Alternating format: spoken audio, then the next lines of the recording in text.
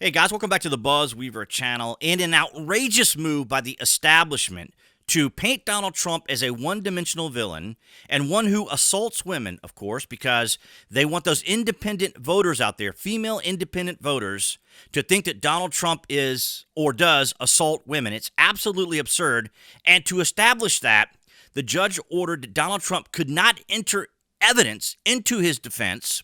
He couldn't call on witnesses. He couldn't get experts. He couldn't bring in 𝐀𝐦𝐚𝐳𝐸𝐿's friend who was going to testify about 𝐀𝐦𝐚𝐳𝐸𝐿's drug addiction and other problems.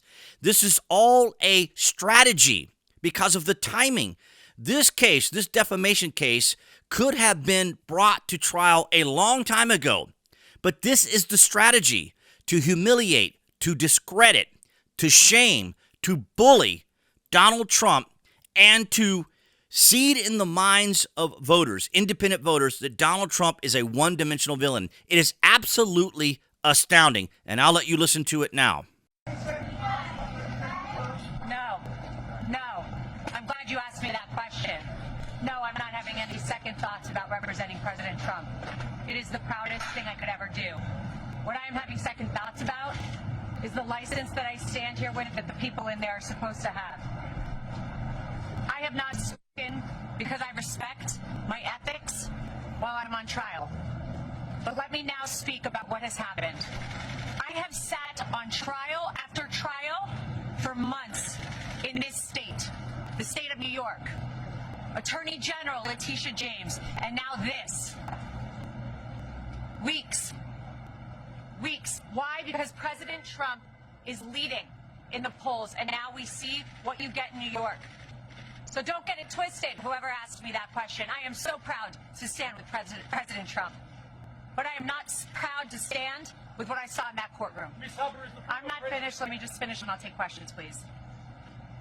Before I walked into court, that judge decided that every single defense President Trump had, we were not allowed to raise in front of the jury. It is in writing, and I encourage the journalists, the real journalists, to take the minute to look at his orders. There was no proof. And I couldn't prove that she didn't bring in the dress. There was no DNA. There was no expert. My experts were denied. Two of them were denied to come in.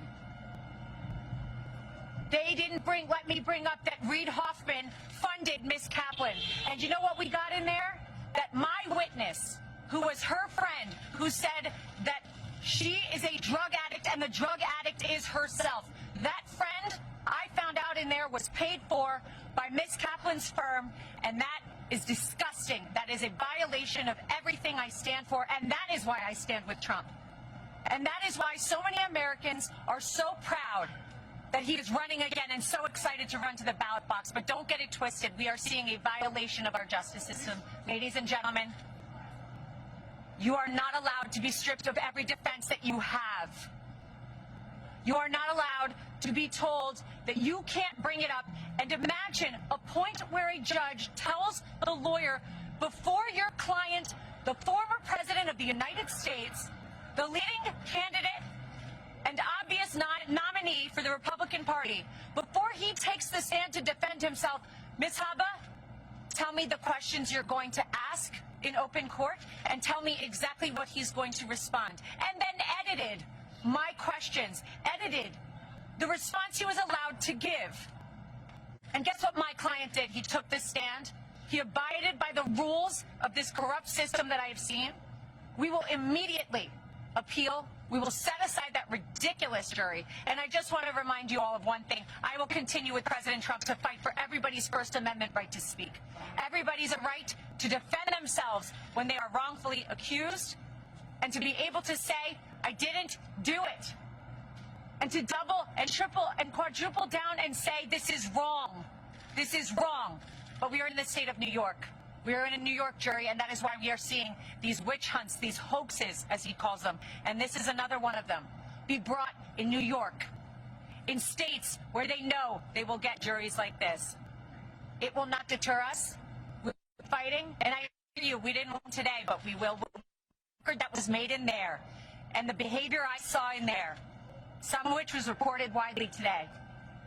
gave us the most perfect record on appeal, and even if I needed it, which I don't, we were stripped of every defense, every single defense before we walked in there. And I am proud to stand with President Trump because he showed up, he stood up, he took the stand, and he faced this judge. And you know what? I'll continue to do so with him. Yes. Ms. Hubbard, is the former Of course, I've spoken with the president. Ms. Hubbard, is the former president scared now of the consequences of his actions? The former president does not live in his life in fear, as you've seen every single day. The former president and probably future president will continue to fight for Americans. Thank you very much, everybody.